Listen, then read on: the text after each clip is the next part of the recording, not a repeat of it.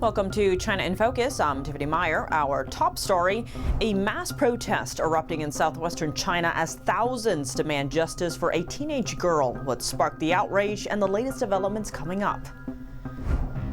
India rolling out the red carpet for the Philippines president, stepping up defense ties in the South China Sea, a 5-day state visit featuring missile deals, joint drills, and a new strategic partnership.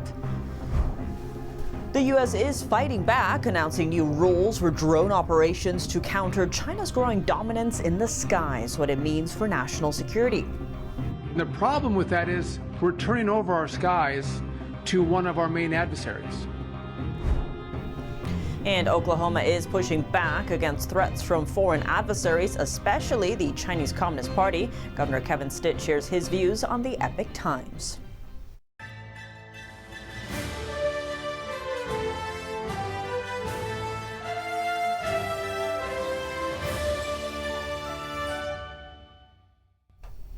Thousands of protesters are taking part in a mass protest breaking out Tuesday in southwestern China. Authorities quickly moved to disperse the crowd after beating up and arresting protesters.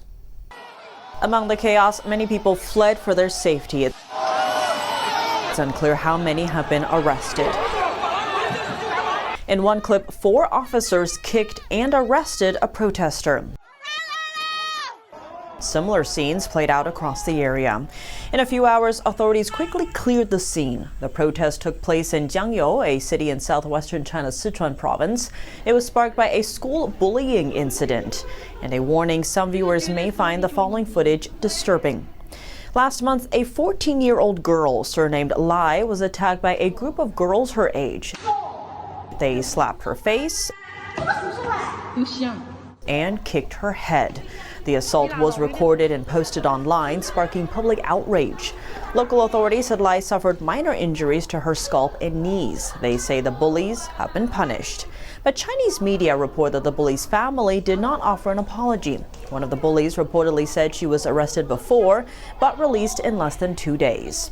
As public dissent continues to grow, thousands of local residents gathered in front of the city office seeking justice for the teenager. 2 local residents spoke to NTD about the mass protests. To protect their identities, we have distorted their voices. The authorities rush to cover things up and then only have harsh measures to use. Once this violent machine is turned on, it just steamrolls everything. But when they use harsh tactics, the negative impact only grows. The authorities are wicked. Many people are pushed to the brink of breaking down, but the common people have the courage to stand up, and their anger could erupt at any moment. China's social media platforms have censored discussions and videos about the protest. Philippines President Ferdinand Marcos Jr. is on a 5-day state visit to India. This is his first visit to the country since assuming office. Just days before the trip, the Philippine and Indian navies sailed together for the first time in the South China Sea. On Tuesday, Marcos Jr. was welcomed by Indian Prime Minister Narendra Modi. India reaffirmed its commitment to deliver BrahMos missiles to the Philippines, and it is exploring follow-on orders. BrahMos is a long-range supersonic cruise missile system known for its speed and precision. Here's a closer look. We express satisfaction over the rapid pace of the Philippines' ongoing defense modernization and the expanding capabilities and footprint of India's indigenous defense industry as a partner in this undertaking, exemplified by our BrahMos project. The BrahMos supersonic cruise missile is developed jointly by India and Russia. Manila purchased 3 BrahMos missile batteries in a $375 million agreement signed in 2022. 2 batches of the missile system have already been delivered earlier this year and last year. The remaining deliveries are expected to arrive in the Philippines over the next few years. The Philippines' first BrahMos anti-ship missile base has been taking shape at a naval installation facing the South China Sea. The purchase and installation of the BrahMos missile system marked a milestone in bolstering the country's coastal defense capabilities amid escalating sea tensions with China. We are committed to peace, security, prosperity, and rule-based order in the Indo-Pacific region. We support freedom of navigation in line with international laws. During the past weekend, the two nations staged joint naval exercises in the disputed South China Sea for the first time. The Philippines has conducted maritime cooperative activities with treaty ally the United States, as well as Japan, Australia, France, and Canada since late 2023.